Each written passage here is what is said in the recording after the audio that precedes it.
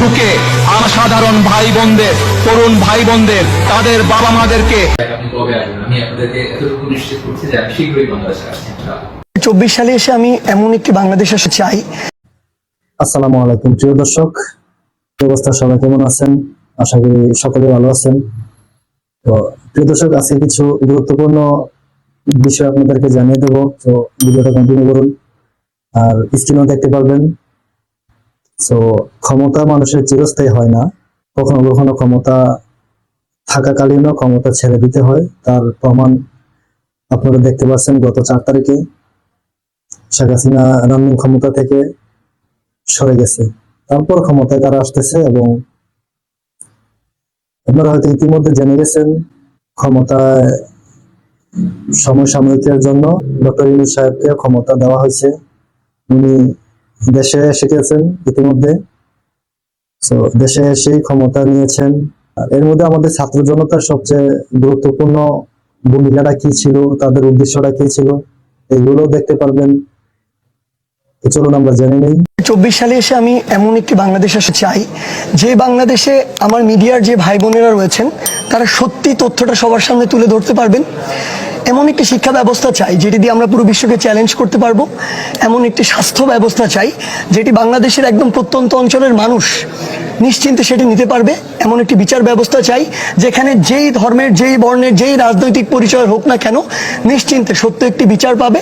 এবং এমন একটি আইন শৃঙ্খলা রক্ষাকারী বাহিনী চাই যেটি আমার আস্থার জায়গা হবে। দেখেন, যে ডিবি হারুন সাহেব, উনি ক্ষমতা থাকাকালীন ওনাকে সারা বাংলার মানুষ ওনাকে দেখলে আতঙ্কে থাকতো। আর আজকে তার অবস্থা কি দেখেন, অন্যায়ভাবে প্রয়োগ করলে তার পরিণতি কি হয় এগুলো দেখতে পারতেছেন।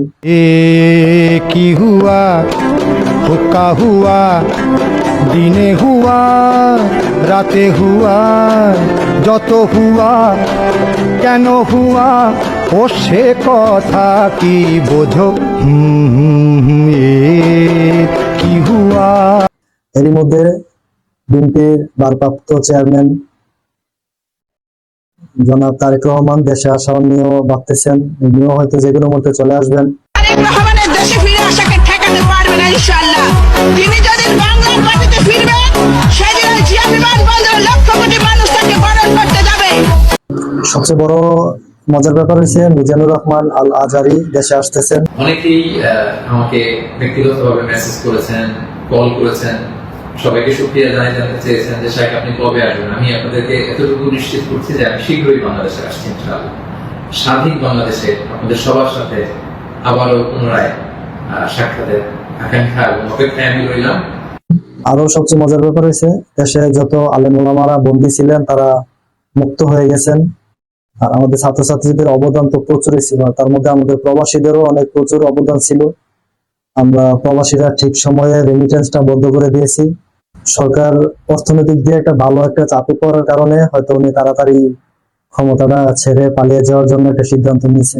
সর্বশেষ একটাই কথা বলবো, এদেশে যারাই এখন ক্ষমতায় আসুক না কেন, 18 কোটি জনগণ বুঝে গেছে যে কি করে দুর্নীতিবাজদেরকে ক্ষমতায় নামাতে হয়। তো আশা করব পরবর্তী প্রজন্মে যারাই বাংলাদেশে প্রশাসনিক ক্ষমতায় আসবে তারা কখনো দুর্নীতিতে পরিণত হবে না। আর হলেও কি অবস্থা হবে তারা হয়তো ইতিমধ্যে 2024 জুলাই থেকে আগস্ট পর্যন্ত তারা বুঝেই গেছে কি করে স্বৈরাচারী সরকারকে টেনে নামাতে হয়। তো আমরা প্রবাসীরা যথেষ্ট সহযোগিতা করেছি এবারের ছাত্র আন্দোলনকে। আমরা রেমিটেন্সটা বন্ধ করার মাধ্যমে শেখ হাসিনার স্বৈরাচারী বাহিনী অর্থনৈতিক দিক দিয়ে অনেকটা চাপে পড়ছে, এই জন্যই হয়তো উনি খুব তাড়াতাড়ি ক্ষমতা ছেড়ে দিয়েছে। আর আমরা প্রবাসীরা এখন ঐক্যবদ্ধ হয়ে দেশে আবারও ব্যাংকিং মাধ্যমে রেমিটেন্স পাঠানো শুরু করবো। প্রিয় বন্ধুরা, আজকের মতন আমি এখানে বিদায় নিচ্ছি। আপনারা ভালো থাকবেন, সুস্থ থাকবেন। ভিডিওটা ভালো লাগলে একটা লাইক করে দিন, চ্যানেলটা সাবস্ক্রাইব করে পাশে থাকা বেল আইকনটি বাজিয়ে দিবেন। ধন্যবাদ।